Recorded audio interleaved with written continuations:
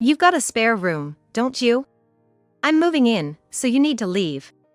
My sister-in-law and mother-in-law, who'd suddenly shown up at my brand new house, walked around sizing everything up, not even pausing to pay respects to my mother's memorial plaque before confronting me with this demand. My husband, Jason, acted like he didn't have a care in the world, lounging on the sofa with our cat even as he heard what was happening. I looked up to the heavens and thought, this is the end. Filled with a fiery determination for revenge, I calmly said, "All right then, take care," and sold the house I'd barely lived in. My name is Madison, and I'm a 30-year-old office worker. Growing up in a single-parent household, I watched my mom struggle financially, so I worked hard to earn scholarships and relieve her burden as much as I could. She also wanted me to go to college. Probably because she had a hard time without a degree herself. To fulfill her wish, I studied relentlessly while others were out having fun and got into a top university, straight through. After graduating, I landed a job at a leading corporation. When the job offer came, my mom and I jumped for joy. The day I got my first paycheck, we splurged on sushi in Beverly Hills, but we were both so tense in the upscale environment that we couldn't even taste the food. I was worried about fitting in at a glamorous company since I'd always been focused on my studies, but my colleagues were very kind, and I managed to get by. Even with a good salary, my mom and I couldn't shake our frugal habits. She continued working part-time and living in our small apartment. Our only indulgence became going out to enjoy delicious meals occasionally. Every time we did, my mom would say, "Having such a wonderful daughter who can treat me to meals like this, I'm truly blessed. Thank you." That always made me feel proud and like all my efforts were worthwhile. But 4 years into my career, perhaps due to years of hardship, my mom's health began to decline. We went on a spa trip to hopefully improve her health, and although she seemed happy, her condition didn't get better. She kept going through cycles of rest and activity. I was consumed with worry. What would I do without her? That was all I could think about. That's when I met Jason. He was 2 years younger, a born salesman, and an outsourced sales rep with a silver tongue. Embarrassingly, at 27, I'd never had a boyfriend. Between studying and the fear of being judged for my lack of experience at my age, I had always run from any potential relationships, and before I knew it, I was 27. Jason effortlessly became a part of my life. We both didn't have fathers and loved cats. And since neither of us could keep a pet, sharing favorite cat videos and dreaming of having one someday was what brought us close. After a while, he suggested we go to a cafe. I agreed, heart racing, and he texted back that he'd wanted to ask sooner but was worried about being turned down. I was over the moon, not realizing at the time that it was probably a line he'd used before. But I believed he truly cared for me. And then, as our relationship started, something miraculous happened. My mom began to regain her spirits as she saw me dressing up and going out. She'd say with a smile, "I'll take care of the house. You go and have a good time," almost as if she were the one going on the date. I had always thought sacrificing my happiness was the way to repay her. But I realized that my happiness made her happy too, just as her happiness was mine. As Jason and I became closer, my mom's health improved, and she spent less time bedridden. When I told Jason about such a conversation with my mother, he proposed, saying, "Hey, why don't we just get married? That way, your mom can rest a little easier, you know?" Despite it being only 6 months into our relationship, I was completely smitten with Jason.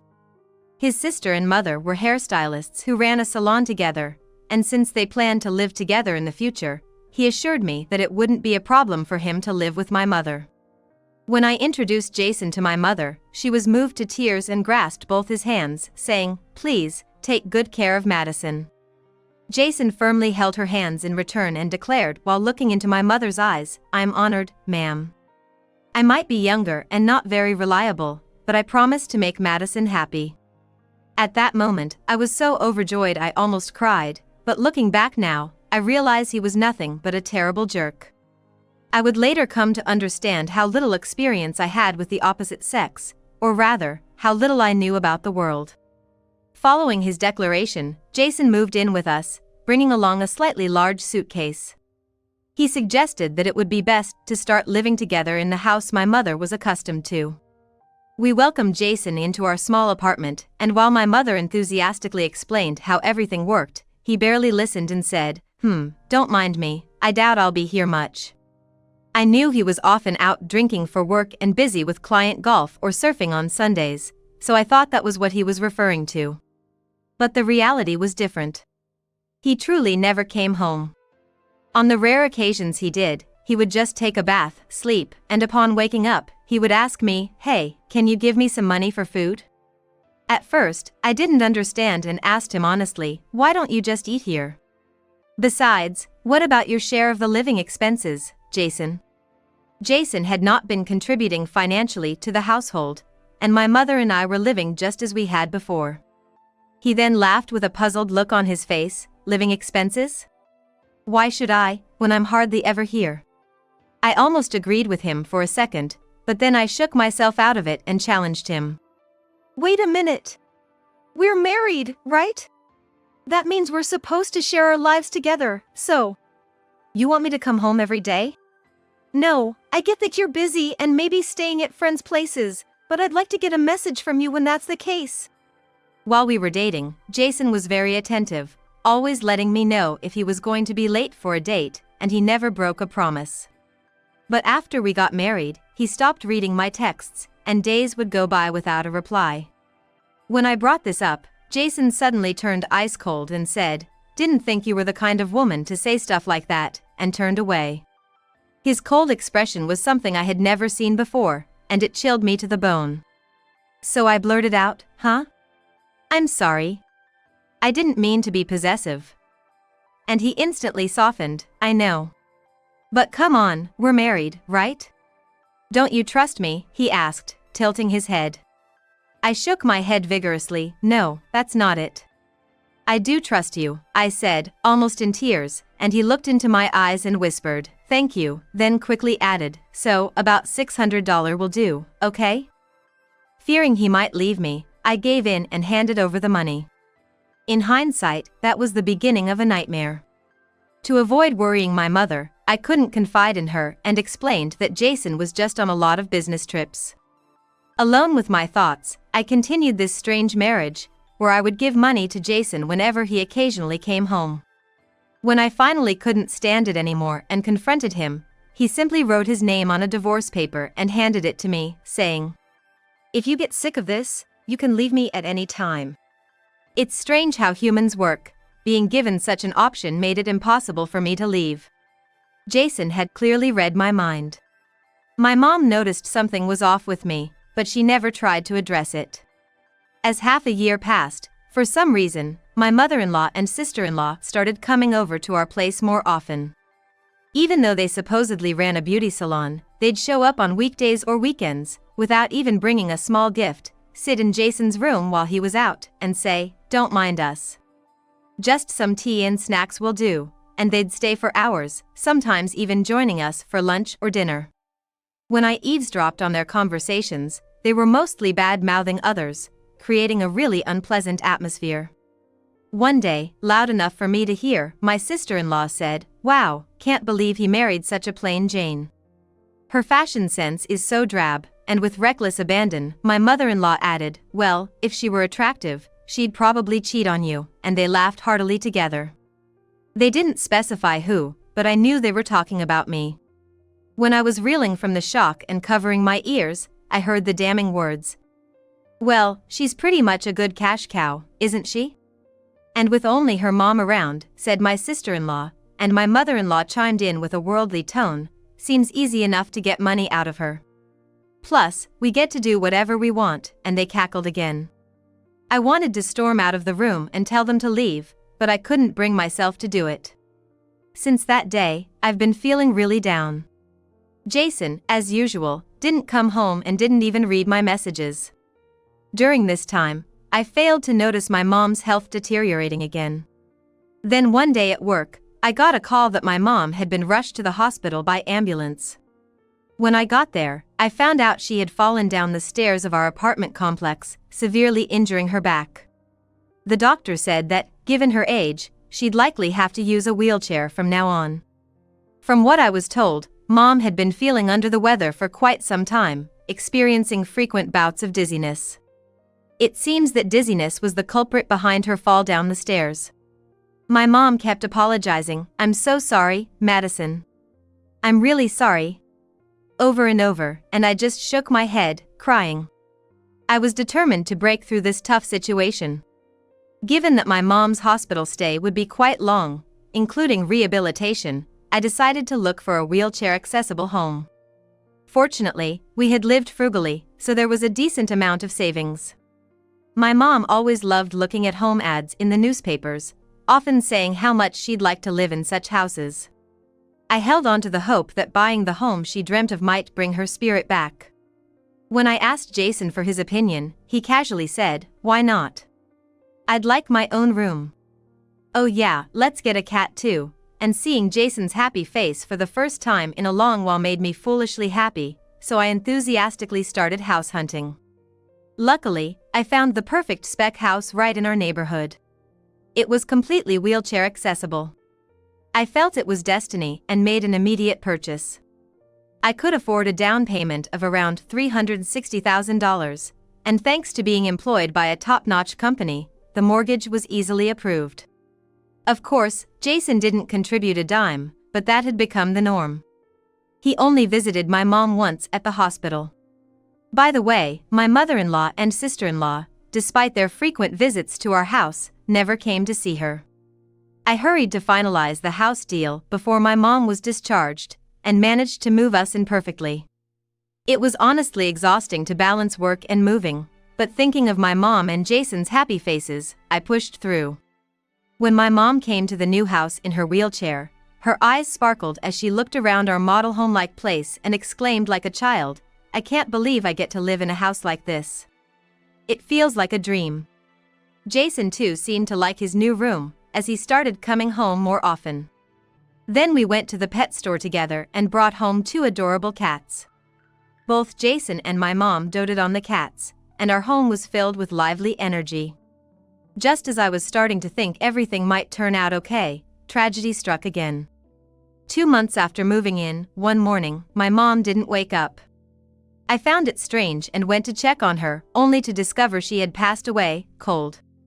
I called an ambulance, but it was too late. She had suffered a heart attack.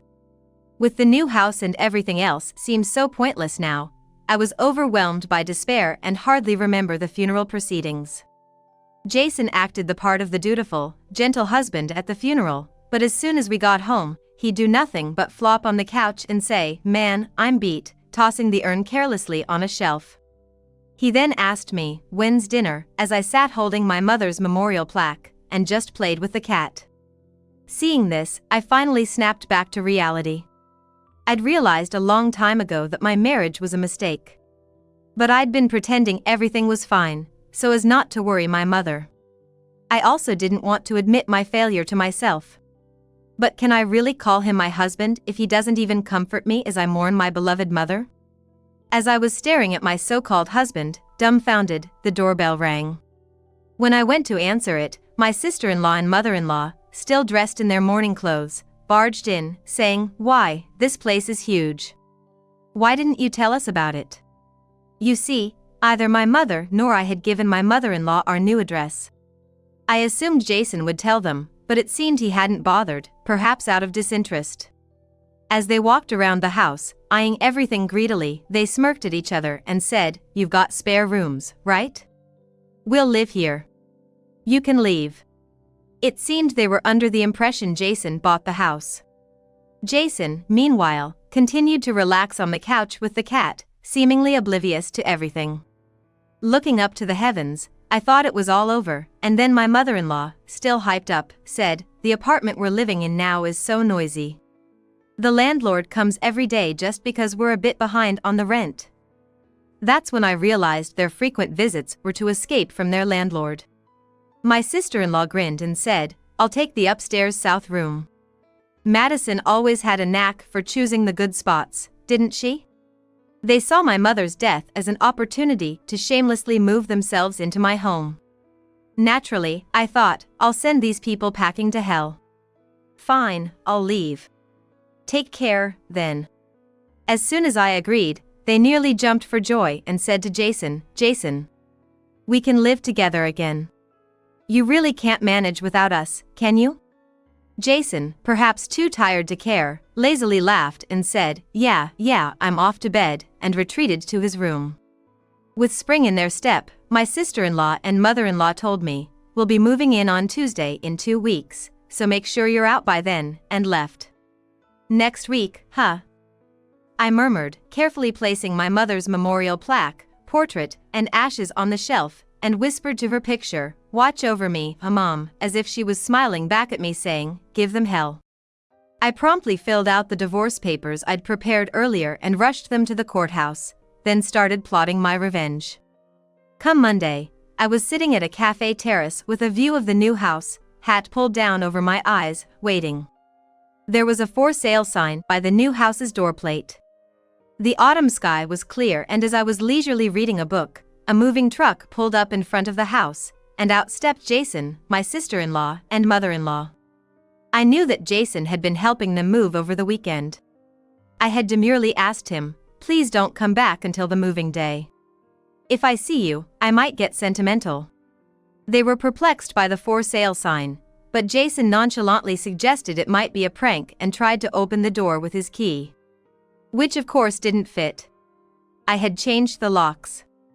Jason was frantically rattling the keys. Both my sister-in-law and mother-in-law looked on with anxious expressions.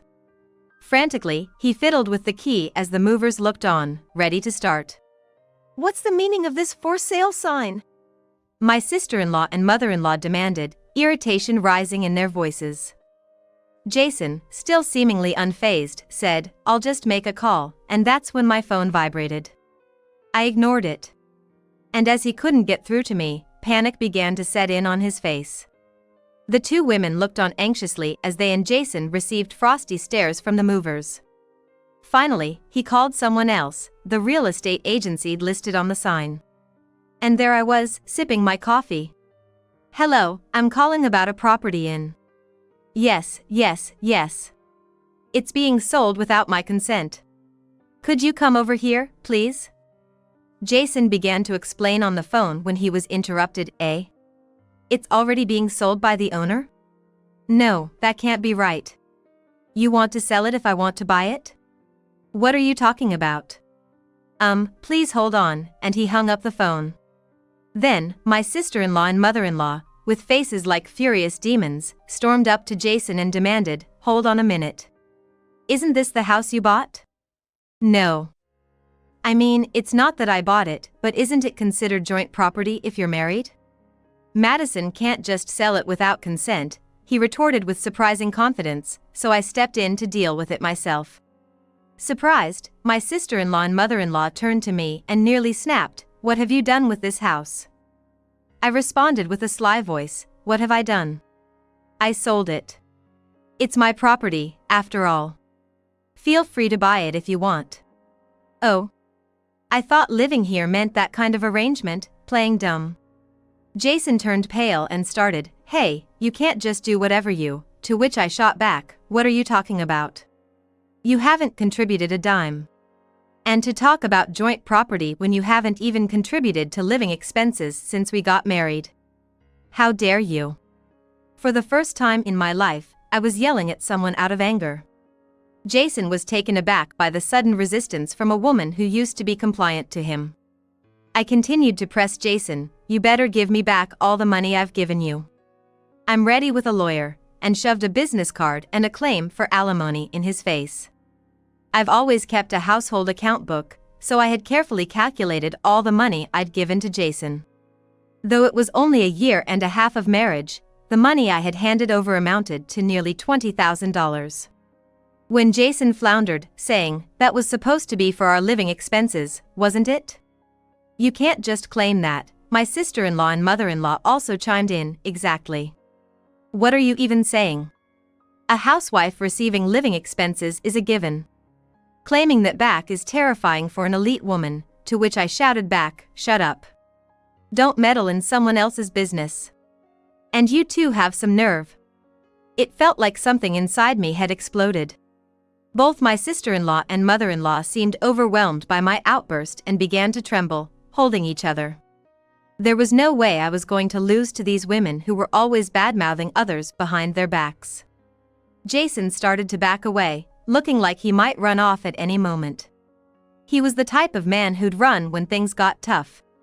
"No use in running," I said firmly. "I'm going to make sure you settle this properly."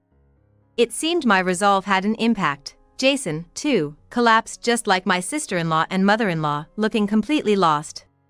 The movers, looking troubled, said, "Where should we move the items to?" I replied, though it felt cruel, "I don't know. Ask them." Wondering where to move to when they don't even have a house, and I just smiled sweetly. What happened to them after they lost their place to go, I don't know. They probably rented a new apartment through some contacts of Jason. Jason had quit his job at a company soon after marrying me. He was scouted for a nightclub because of his playboy skills. Every night, he used the money from me like water, and while it seemed to go well at first, by the time I built our new house, he was scraping by. My sister-in-law and mother-in-law, unaware of such things, had come to depend on Jason's supposed financial strength based on the new house he had built and moved in as soon as my mother passed away. They used to say, "The beauty salon business is going well lately. We can support you, so you don't have to worry about anything." But in reality, the beauty salon managed by my mother-in-law had long since gone under. Swamped with debt and lacking real skill as hairdressers, they couldn't hold down jobs at any salon they went to. They had both been planning to rely on each other and ended up failing. Eventually, Jason got into trouble with some shady characters and disappeared. It was a fitting end for such a deadbeat man. My sister-in-law and mother-in-law are also missing, and I can't help but think they haven't exactly had the best lives. I couldn't get alimony from Jason, but I've come to see it as the cost of a life lesson. After the divorce, people have said I seem different, and somehow I've entered what you'd call my prime time for attracting others. It seems I used to be seen as serious and quiet, but now there's a certain settled confidence about me that has become attractive. I had been quite put off by the idea of marriage for a while, but as I started dining out with men more often, whenever the mood seemed to set right for something more, I'd excuse myself to go home because of my cats. Their reaction in such moments is quite telling of their character, so it's been a good strategy for sizing up men. In reality, I live in a pet-friendly apartment with my 2 cats. The other day, as I was sorting through my mother's belongings, I found a letter addressed to me. It was dated the month before she passed, right around when I'd settled into my new place. The letter was filled with various memories from my childhood through to my professional life, and it ended with her usual phrase, "To live in such a nice home, to lead such a good life, I've been blessed with a wonderful daughter. Thank you so much." I hugged that letter from my mother tightly and cried my eyes out for a while. Buying that new place definitely wasn't a waste, I've come to realize. From here on out, I'm committed to living positively and earnestly, keeping my mother's words close to my heart, and hoping to make someone feel as rewarded by me as I felt by her.